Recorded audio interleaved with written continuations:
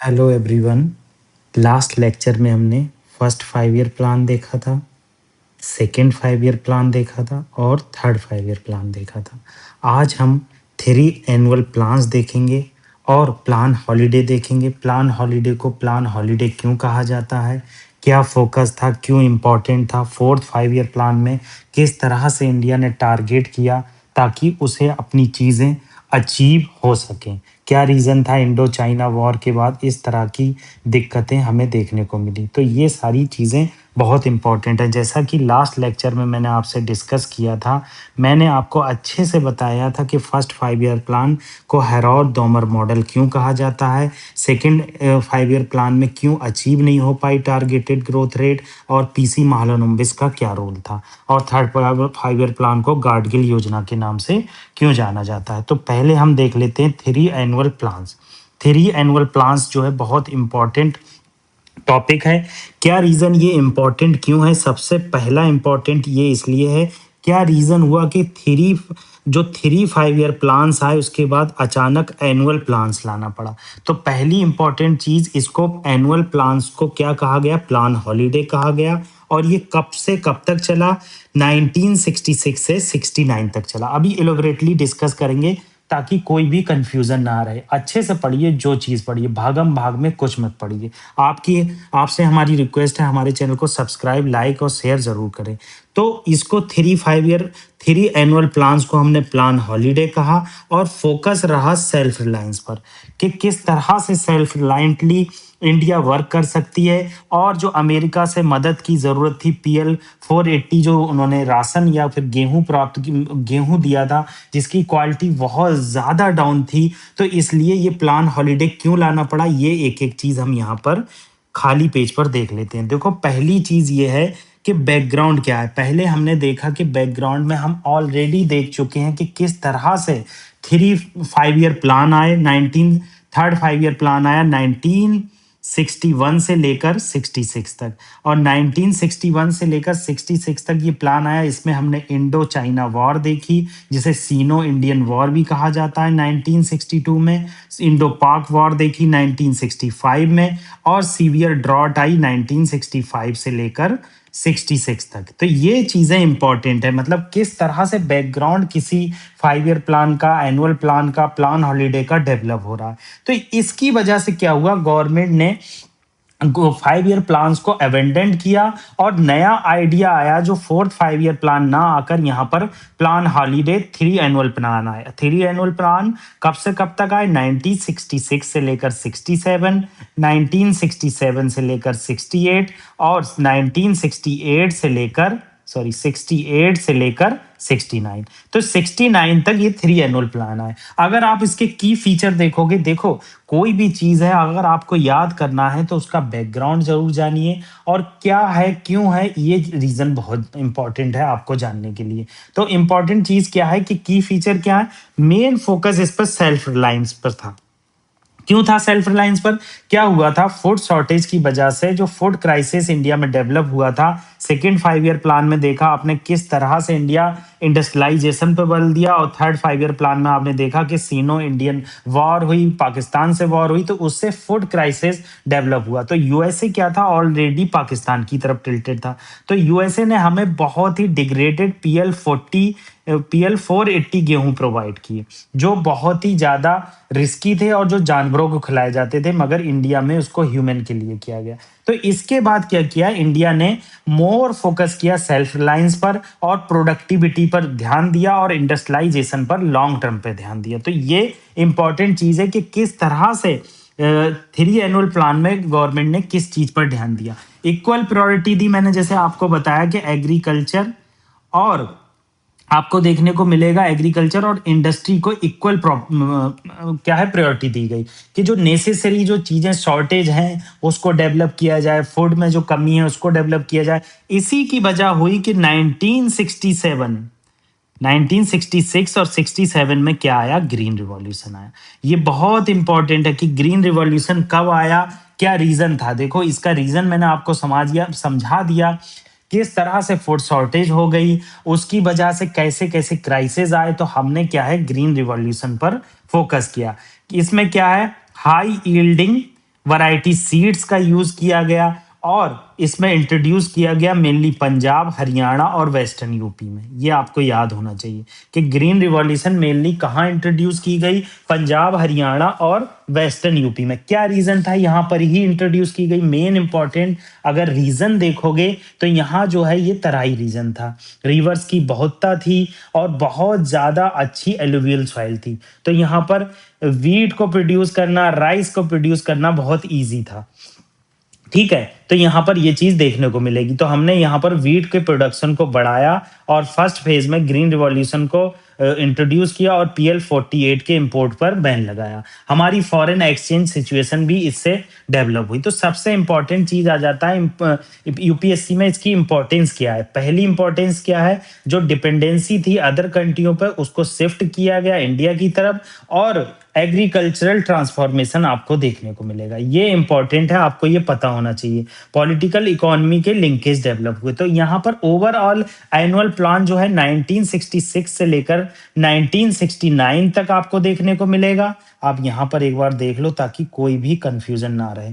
Annual plan 1966 से लेकर 69 तक देखने को मिलेगा। इसमें क्या है, ग्रीन रिवॉल्यूशन का डेवलपमेंट हुआ, हाई यील्डिंग वैरायटी सीड्स आए। हाई यील्डिंग वैरायटी सीड जो होते हैं वो बहुत डिफरेंट होते हैं, जो आपकी कॉटन जो अदर टाइप की कॉटन होती है। ठीक है, आपने देखा होगा एक कॉटन हम इंट्रोड्यूस कर रही है गवर्नमेंट ऑफ इंडिया, उसका मेन रीजन है उसकी प्रोडक्टिविटी को बढ़ाना। मगर हाई यील्डिंग वैरायटी सीड्स क्या हुआ, ऑटोमेटिकली अदर जीन में डेवलप होते हैं और जीन रेजिस्टेंस होता है इनमें, जैसे क्या है अदर क्रॉप कॉटन में होता है। ठीक है, तो यहाँ पर ये चीज इंपॉर्टेंट है आपके एग्जाम पॉइंट के लिए। PL480 का किस तरह से वीट में इंपोर्ट में यूएस का बैन किया गया और रुपी की डिवोल्यूशन जो हो रहा था उस पर भी ध्यान दिया गया। मेनली फोकस था एग्रीकल्चर प्लस इंडस्ट्री में। ठीक है, तो 3 एनुअल प्लान आपको पता होना चाहिए, कब से कब तक आए, मेन फोकस क्या था, अमेरिका का क्या रोल था और ग्रीन रिवॉल्यूशन कब आई और क्यों आई। ठीक है,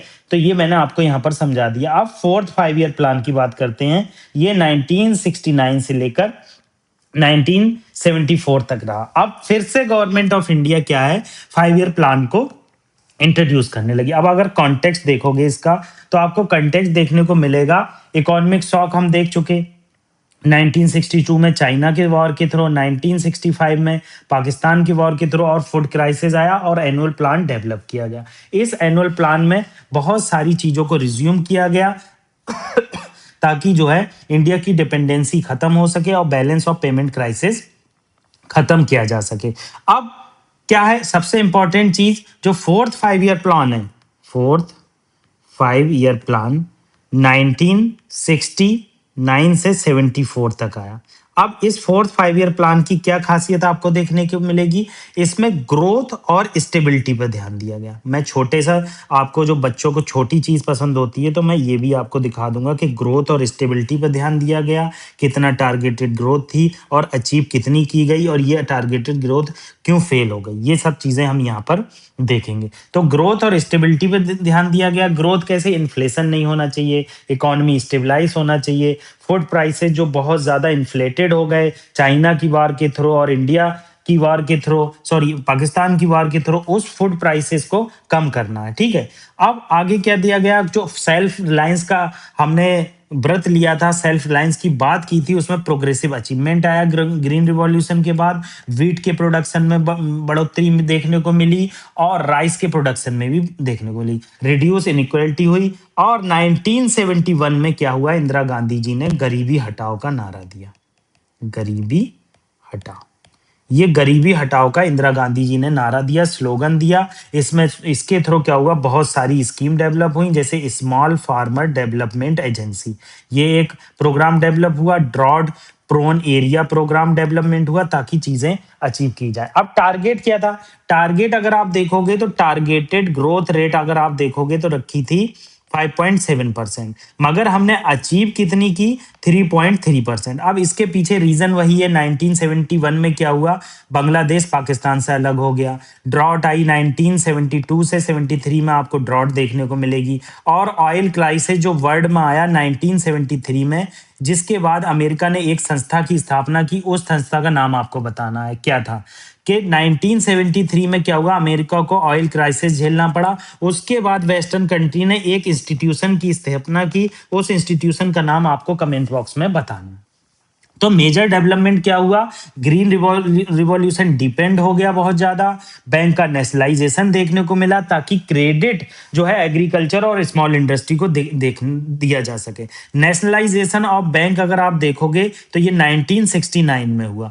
इसमें क्या है, मेनली फोकस किया गया जो क्रेडिट है वो एग्रीकल्चर सेक्टर को प्रोवाइड किया जा सके और स्मॉल फार्मर को किया जा सके। अब नेशनलाइजेशन ऑफ बैंक क्या होता है, मतलब बैंक पर गवर्नमेंट का राज होगा। मतलब इनडायरेक्टली आप समझ लियो गवर्नमेंट के स्टेक्स बढ़ जाते हैं, गवर्नमेंट जो कहेगी बैंक को वो करना पड़ेगा। तो यूपीएससी के लिए क्या इंपॉर्टेंट है, प्लान हॉलीडे के बाद क्या हुआ, हमने 5 ईयर प्लान डेवलप किया, सेल्फ रिलायंस को स्ट्रेंथन किया और गरीबी हटाओ का नारा दिया, और इस गरीबी हटाओ के थ्रू पीएल 480 को रिमूव किया। तो हमने यहाँ पर 4th 5 ईयर प्लान देखा।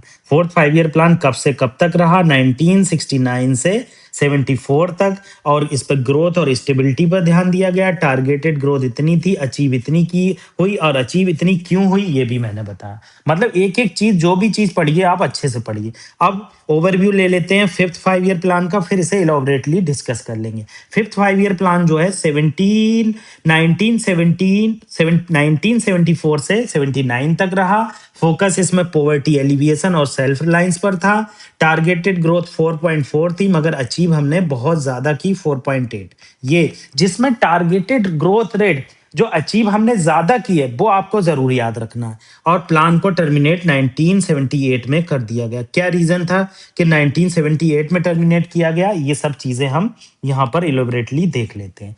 देखो, पहली चीज आपसे मैंने क्या डिस्कस की, मैंने आपसे डिस्कस किया कि 5th 5 ईयर प्लान 1974 से लेकर 79 तक था। ठीक है, इसमें 5th 5 ईयर प्लान में क्या हुआ, हमारा सबसे इंपॉर्टेंट चीज बांग्लादेश लिबरेशन देखने को मिलेगा। पाकिस्तान से बांग्लादेश अलग हुआ और एक नई कंट्री का निर्माण हुआ। और 1973 में हमने देखा कि वर्ल्ड में ऑयल क्राइसिस आया, तो इन्फ्लेशन बहुत ज्यादा हाई हो गई थी, फॉरेन एक्सचेंज जो है हमारे अंडर स्ट्रेस चले गए थे, और अनएम्प्लॉयमेंट बहुत राइज हो गया था। मगर इसके ऑब्जेक्टिव जो 5th 5 ईयर प्लान था, इसके मेन ऑब्जेक्टिव अगर देखोगे तो पहला ऑब्जेक्टिव देखने को मिलेगा पॉवर्टी एलिविएशन। कैसे ही हमें पॉवर्टी को अटैक करना है और पॉवर्टी को खत्म कर कर हमें गरीबी हटाओ के स्लोगन को आगे ट्रांसलेट करना है। इसी वजह से क्या हुआ, मिनिमम नीड्स प्रोग्राम आया। मिनिमम नीड्स प्रोग्राम ने किस पर फोकस दिया, हेल्थ, एजुकेशन और रूरल रोड्स पर ध्यान दिया गया कि किस तरह से लोगों की नीड को अचीव किया जा सके। सबसे इंपॉर्टेंट चीज इंटीग्रेटेड रूरल डेवलपमेंट प्रोग्राम आया। इस इंटीग्रेटेड रूरल डेवलपमेंट प्रोग्राम को डेवलप किया गया 1978 में, और ये कोर पॉवर्टी इरेडिकेशन प्रोग्राम था। ठीक है, कोर पॉवर्टी इरेडिकेशन स्कीम लाई गई। ठीक है, तो ये इंपॉर्टेंट चीज है जो आपको पता होना चाहिए। सेल्फ रिलायंस पर, इस पर भी फोकस किया गया था। टारगेटेड ग्रोथ रेट मैंने बता दी कितनी अचीव है। और इसको देखो क्या हुआ था, आपको ये चीज इंपॉर्टेंट है बताना। देखो, टारगेटेड ग्रोथ रेट हमने अचीव ज्यादा कर ली, मगर 1975 में आपने इमरजेंसी सुना होगा, इंदिरा गांधी ने इमरजेंसी लाई। उसके बाद क्या हुआ, जनता गवर्नमेंट में इंपॉर्टेंट थे मोरारजी देसाई। मोरारजी देसाई ने गवर्नमेंट के खिलाफ नारा दिया। इसी वजह से क्या हुआ, इंदिरा गांधी जी की गवर्नमेंट 1978 में गिर गई और जनता गवर्नमेंट रोलिंग प्लान ले आई। कब ले आई, रोलिंग प्लान 1978 से लेकर 1980 तक आपको रोलिंग प्लान देखने को मिलेंगे। और इस प्लान में क्या इंपॉर्टेंस दी गई कि किस तरह से गरीबी को हटाया जा सके। जिस तरह से 1975 में इमरजेंसी देखने को मिली, दुनिया भर की कंट्री ने इसे क्रिटिसाइज किया। उसके बाद रोलिंग प्लान आए, बहुत सारे कॉन्स्टिट्यूशनल चेंजेस आए, और इसके बाद क्या हुआ, फिर से रोलिंग प्लान के बाद अगर आप देखोगे तो 6th 5 ईयर प्लान देखने को मिलेगा। तो हम अगले लेक्चर में रोलिंग प्लान से डिस्कस करेंगे। Thank you very much. जितनी ज्यादा रिवीजन उतनी करीब success. Revision is the key of success. आप हमारे चैनल को सब्सक्राइब कीजिए, लाइक कीजिए, शेयर कीजिए, कमेंट कीजिए। Thank you.